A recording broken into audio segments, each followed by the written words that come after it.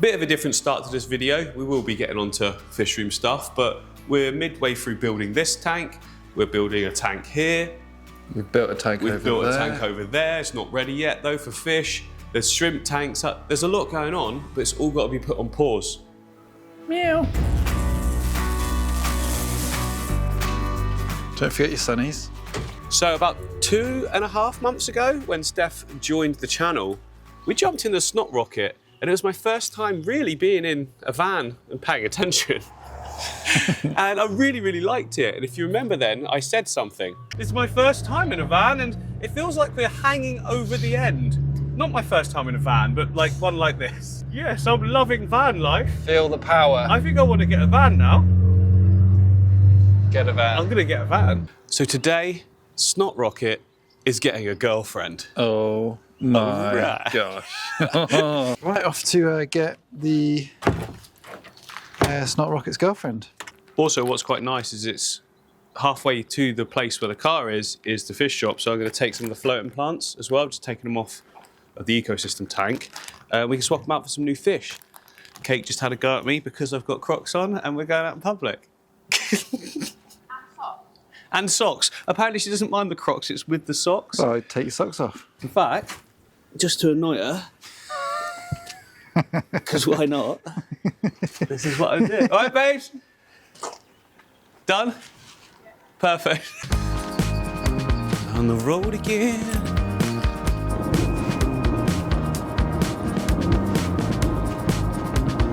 So I'm part exchanging the Jag because it's getting on, it's done a few miles, but it is very, very fast, isn't it, Steph? It's, what is it, 0 to 60 in like 4.5 seconds or something like that. Neck breaking. But now we're going to a van, so I'm gonna have to adjust to that, but I don't care because I don't actually drive fast. I just poodle around. Look, I'm doing 68 on the motorway. You're mad. You're mad. What do you mean? 68? Oh yeah. Slow down. Yeah, so. Oh, careful, grandma's overtaking. I am slow, so I don't really need the speed anymore. Well, I've just removed the plants from the car. They're just doing the check over for the PX, Part Exchange. It's all good. Look, this is what we're getting. The baked bean. For my American audience, that's just, what do they call it? Baked beans? Just beans? No, their baked beans aren't like our baked beans. Theirs are like cowboy beat. I don't know. Baked Anyway, beans. it's a giant baked bean.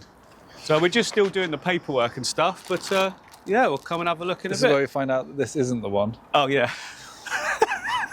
It's actually this one. Yeah, actually, I thought it looked different. No. Yeah, I went full electric again because I've got the solar panels at home, can plug it all in and everything, and tons of space, and some cool features as well, which I'll show you in a sec. There's a lot of tech on this car. So, What's he doing? It's mine.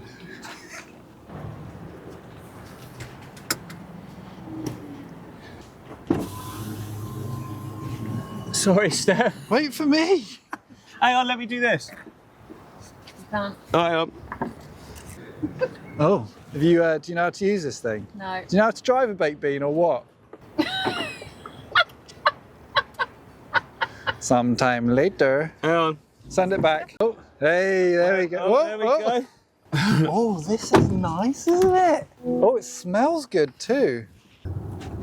Ooh, we don't even have buttons. Welcome to MD Professional Car Reviews. First up, exterior. It looks like a baked bean. So although I like it, I'm pretty sure this isn't to everyone's taste, and I'm sure a lot of people are going to be like, what? But I like it, it's quite quirky, kind of suits my personality. So yeah, it's orange. You do have the personality of a baked bean. I do. Interesting decision by VW here. The wheels are actually alloys, but they made them look like plastic hubcaps. Great use of things here. They don't do anything.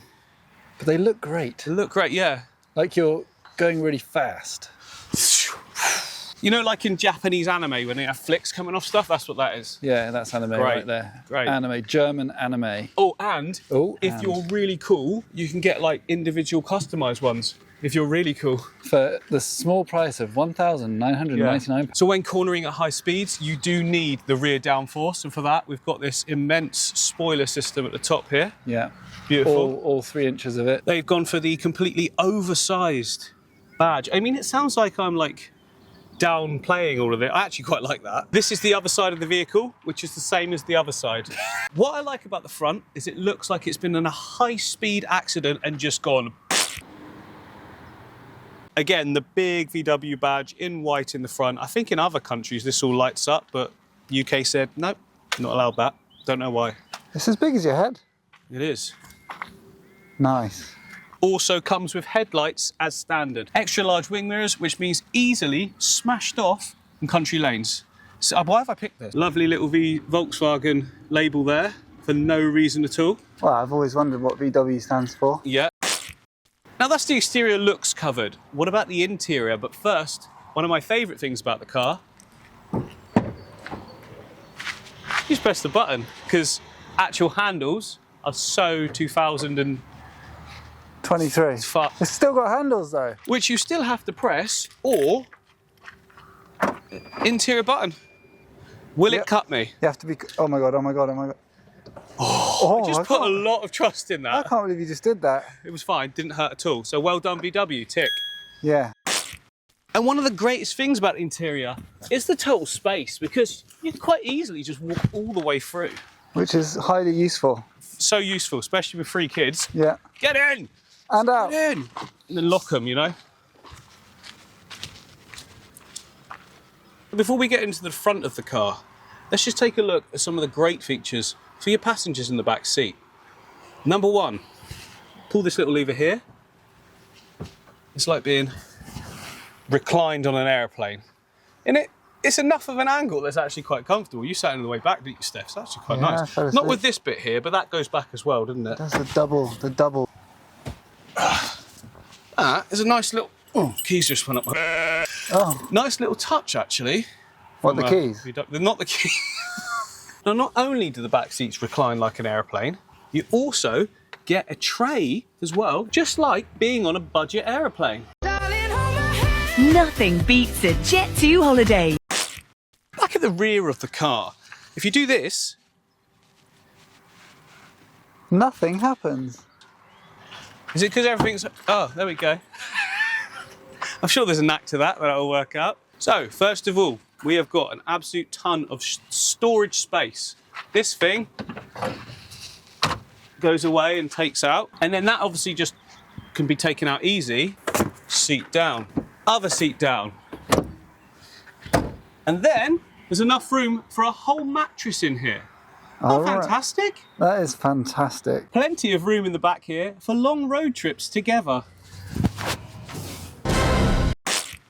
As you can see, the theme of the budget airline continues, but it's a nice steering wheel, so we'll give it that. Lovely little touch here from VW. Play to go, pause to stop. Oh, I've just turned it on. Oh, how did you even do that? I braked. Pause the music. Stop, be quiet. Infotainment system, just like everything else, doesn't work that great. Bit awkward, don't really know what's going on, but the buttons are nice because they vibrate when you press them, which is quite nice. So you know you've pressed them. Real walnut dash. If I'm honest with you, I saw this option when I was looking at the car being reviewed before it's brand new, because it's not that new now, it's a couple of years it's been out. But I saw that it did this and this one. And as soon as I saw I could do that, I was sold. So, yeah. It's a bit of an expensive thing to buy just for those, but you know, when I got in here and was able to use these for the first time, I was like, it feels like I'm in like a budget airline. A budget airline. Come on home. So we've got a few options here on the top. If your car's broke down, you just press this button here and it fixes itself. Instantly. Instantly, if you don't know what that does. Don't press that. Oh, it turns off the ability for the kids to open the door. Actually like that. Useful. Another interesting feature. Are you okay there? This centre console just comes out. Hey, what's that do? I'll flick those down. And you know why? Because quite often as I've been driving, I've thought, what's it like in the back? But then obviously you need to come back forwards. Whilst on the motorway? Just like, exactly. Well, it's got auto drive, so just put that on and just go back in there. Check everything's all right at the back. You right back here, kids? Yeah. All right, stop arguing. Don't touch her, leave her alone. Can everyone stop shouting? Daddy's trying to concentrate. You know the drill. With your 3 kids, you have just sat on one of your kids. Oh yeah, sorry guys. Sure, this is really easy to put back in as well, right? Well, that's a good start. No, it is. Wow. Actually was. Unbelievable. VW. And that concludes the ID Buzz review. You want to know how it drives? Absolutely fine. No frills, no spills, comfy. Yeah, that's it. I test drove it for like 10 seconds and went, yeah, it's exactly what I expected from a van. It's quite quick for a van, isn't it, Steph? Yeah, I was surprised. Almost as quick as a snot rocket.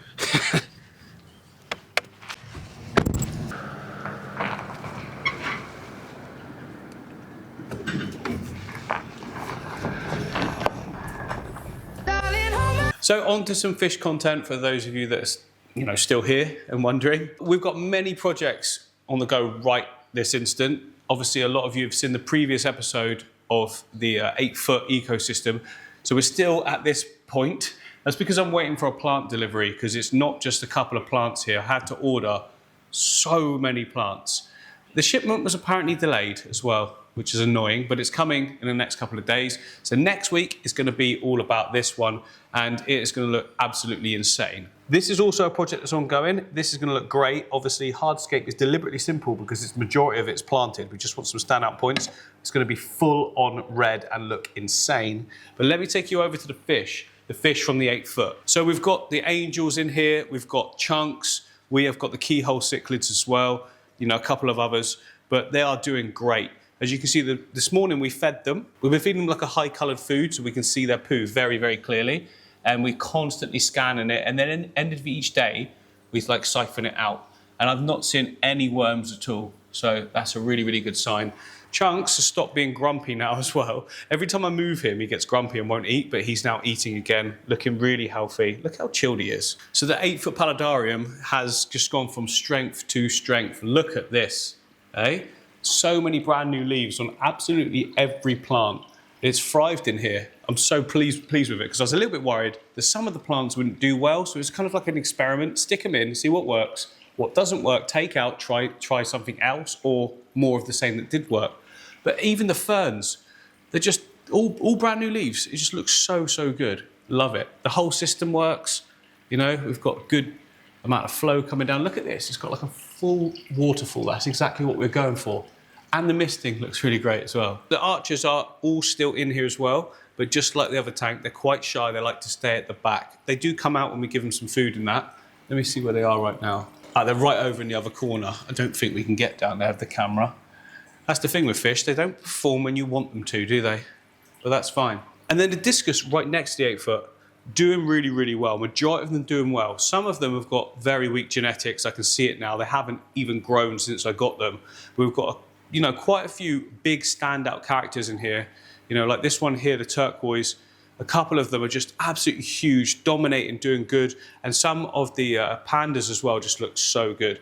A few of them, i.e., this one down here, again, very weak genetics and not great. But we have seen, I think it's either this one, this turquoise, or this turquoise, and this panda constantly keeps going back to the back area and sort of defending it against the rest. So we think there might be some pairing going on, which would be really cool. We're going to have some eggs. I'm not sure we get any survive in here because there's so many other fish. But the fact that they're doing that and they're at that age is a really good sign. They're floating. Look at that. Look at those colours. Yeah. So nice. Big spread fins. Oh, it's this one, and that one's looking a little bit darker at the moment at the back, but it's still, they change colours based on stress levels. But yeah, what an example. Timmy's still doing good. Look at the fog in here now. Come back, Steph. Look at this. So with a fogger, it's an ultrasonic fogger basically. When the water level is perfect, it does so much fog, but obviously you get evaporation and stuff changes, so sometimes it's way less than others, but I like doing this. Oh, look at that. Foggy. So I've just released the video of this one as well. Many of you have seen it, hopefully. We've got a lot of shrimp in here, but it's just growing in really well. You can already see, and it's been like a couple of weeks, not even that yet, but already getting creeping Halanthia tenellum, so it's rooting right down, and you can see actual roots on this part where it's going right down to the substrate layer that's got all the nutrients. So I've got absolute confidence that this will be a full grassy carpet in no time. And obviously pearlweed doing its thing, it's going to need to trim back. What I'm going to do is take it to the exact level where the wood and the rock is, so that then it just like sort of regrows from there. But I do quite like a wild look in a shrimp tank. The Congo Tetra tank has gone through its diatom phase. All the diatoms are gone and it's looking real crisp and really nice. They tend to like that middle area until I feed them. We have still got a bit of this weird, horrible, wiry algae here, but I'm going to get rid of that soon. I wanted to make sure, you know, one phase was over before we start doing stuff to other things. But it's mature enough now to start cleaning up any of the algae and things like that. But the tank's coming into its own. I think it looks great. Like on day one, stuff looks too fresh. But now it's like, I don't know, it just feels nicely settled in. And the rainbow tank is one of my pride and joys. I absolutely love it. And these rainbows are getting huge now. Ever since I switched from the flake food to the pellets, they just took off in growth size. And I think that's because there's, you know, they need more nutrients, more dense nutrients, because flake is quite, I don't know, it's quite flaky. Whereas the actual pellets, there's a lot more in them. And what I do is I sprinkle them in the top and they are all over them, gobble, gobble, gobble. And I just keep going until they've had enough. But it's really putting some size on. I actually want more now. More. The triple aquariums are absolutely brilliant. Like every one of them looks different. They look so good. In the Pleco tank, we recently added a load of the candy cane tetra in an attempt to be able to see the plecos more. It didn't really work. They still have their little places that they like to stay in, but it's nice having some, you know, additional movement in the tank. And it's still the same. We come up to it, we look for little spots where we know the plecos are, and we can still see them. So I still enjoy it. And adding the additional fish does bring another element to the tank as well. You saw the blue phantom today? Saw the blue phantom, yeah. The mosses look so good since that last trim up. The only problem is, see this algae here? This algae is so annoying. It's not like string algae. It's this weird like merino moss ball algae. And it kind of infects everything. And what I've found so far is that you can never really get it out fully. You just have to try and stay on top of it. See that there? It's all like individual strands. Then you can't pick it up as a clump. But you just have to work. That's all that one is. Whereas the rainbow tank, it has got elements of both in it. So down here, we've got some string algae, which I can get rid of using the right products, but I can't get rid of the other one. So it's got a bit of both. But again, you know, if you focus on it, you'll see it. But if you just take in the thing as a whole, it's actually really beautiful. And if we focus on these tiny little negative things, it can actually ruin the hobby for us. So just accept sometimes that some tanks are going to have a little bit of algae and pull it out when you see a lot of it, and, you know, just enjoy it. Although saying that, the jungle tank with the swordtails, no algae. It just looks immense. There's a tiny little bit in this moss here, so not no algae. It's a little bit, but that is because I took that from another tank. Everything else was fresh, so that makes sense. I know the sensible thing would be just to pull that out, but once it's in, it's in. I can get rid of that though, because that is string algae. But overall, look at it. Now that it's matured in, everything's sort of merging in together. Fish are great, they're just always out in the front as well. I've got no doubt that there's going to be full-on breeding in here, and I can't see any babies at the moment. This one I actually put in, but I can't see any new babies. But if they're quite smart swordtails, so they're probably hiding around the back and that. But 100%, there'll definitely be babies soon. If you want an easy breeder that looks amazing, get yourself some swordtails. They are live bearers, so they give birth to actual babies, not lay eggs. And yeah, they're really interesting. So like if you're new in the hobby and you've had guppies already, I'd say swordtails are a good option as well. They're very interesting, look amazing, and babies are fun. When you get babies, even when I get babies now, it doesn't matter what the fish is, it's like, oh yes, we've got babies. Some fun new developments in the plain tank. So there was a load of algae growing on top of the plane because of how, you know, close it is to the light. But look, Mr. Longfin Pleco has been up here and cleared all of this off. And lots of other little points around the tank as well where I could see lots of algae. He's been going around cleaning that. Now, if you want just to put one thing in your tank that's going to help clean up algae, it's a bristlenose pleco. They do go over everything. And they don't eat your plants either. All they will do is maybe chew on like big Echinodorus that isn't doing great. They'll do that. But healthy plants, they don't seem to be that bothered with. But algae, any form of algae, they will clean it up. So there's always a background level, so they've always got food, but you know, it's interesting. I just find it interesting. We don't see them that much, do we, Steph? The fantail? Every now and again. The Fanta? No, not the Fanta, the fantail. I didn't mean fantail, that's a goldfish. I mean the longfin. Longfin. It lives up in the wing, up in there. Yeah. See if we can see. I can see his tail. Look, Yeah. come here, come here. Look through the front of the impeller. It might not be able to focus, but I can just see his tail poking out. Oh, yeah. I mean, it is there, in the middle of the shot. Again, it's one of those fish that when you do see it, it's excited, but you're not going to see it all the time. But I quite like that. So a little bit of a random video, but I was getting the van for the channel and to be able to, mainly so that I can go to different shops and things with Steph, because Steph's never been to like proper aquascaping shops and things like that. So we can go there, we can buy equipment, we could buy hardscape, bring it all back, maybe stay the night in it. But so this week's been a little bit disjointed, mainly because we're waiting for supplies. But next week, this is going to be absolutely insane. Hopefully you tune in for it and I'll see you then.